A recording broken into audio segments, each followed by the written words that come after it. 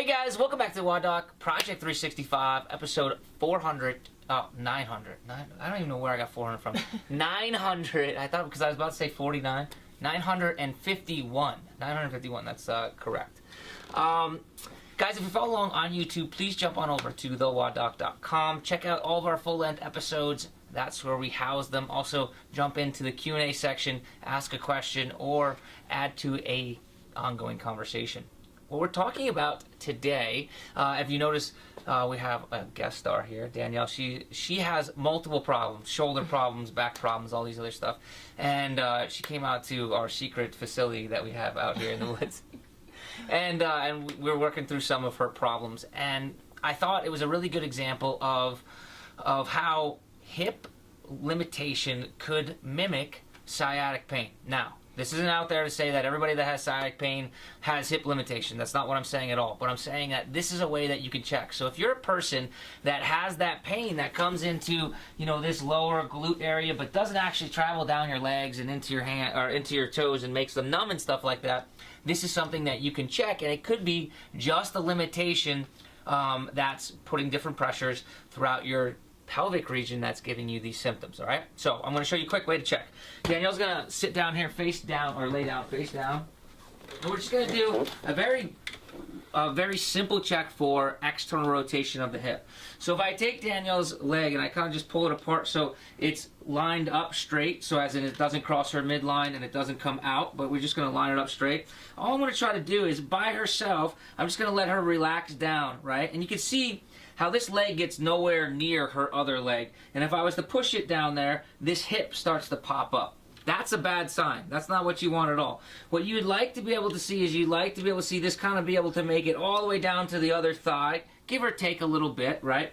Without this hip popping up off the mat already. I'll show it to you on this side as well. Again, you have to make sure that the leg kind of lines up so it's straight and it's not abducted or adducted past the midline, right? So from right there, I'm just going to have her again, and you can see how, like, as soon as I start moving that towards her midline and kind of creating that external rotation of the hip, her hip is already starting to pop up, right? So bilateral limitation. She comes in and she's like, oh, I have this pain that's right in this gluteal region, right by the belt, kind of comes down into the buttock region, but it doesn't necessarily go into the legs. So how could we fix this, and how do we know if we're on the right track? Well, it's as simple as our old box stretch. So come on up for me. Except when I do a box stretch, I've showed this a couple different times. When I do a box stretch, I do it much different than some of the ways we've shown in the past. Now, this is a little bit low for Danielle, but you're going to have to work with this here. Typically, and when Danielle got into this position, she did it exactly how I said, how a lot of people do it. So jump up here real quick and kind of get into that position. So whichever leg she does, like what you're going to notice very quickly is this knee is past 90 degrees, and she doesn't have a whole bunch of change of angle at the hip, although when she caves her whole self down, right, not a lot changes here, and not a lot changes right here. So what are we trying to do with this? We're trying to create external rotation in a flexed hip position. So how can we make this better? I'm going to come on to the other side here. I'm going to keep Danielle's leg right there. I'm just going to push her over so that we get this 90-degree angle. Why do we want that 90-degree angle? Because that creates the most external rotation of the hip.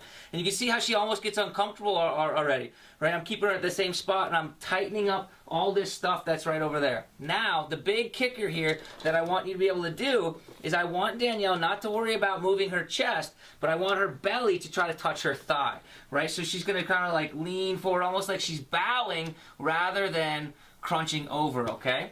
This is going to add so much more tension in this region here than it would if you just tucked back over like such, right? So go ahead, do the other side.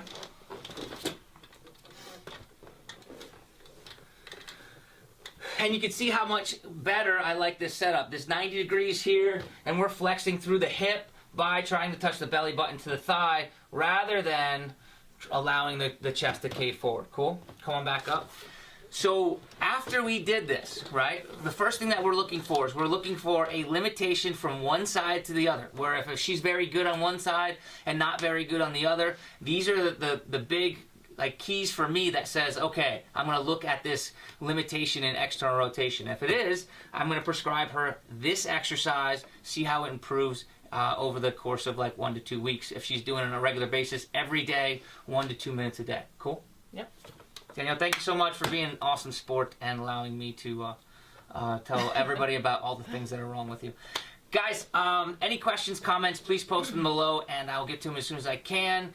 And as always, we are optimizing function to optimize performance.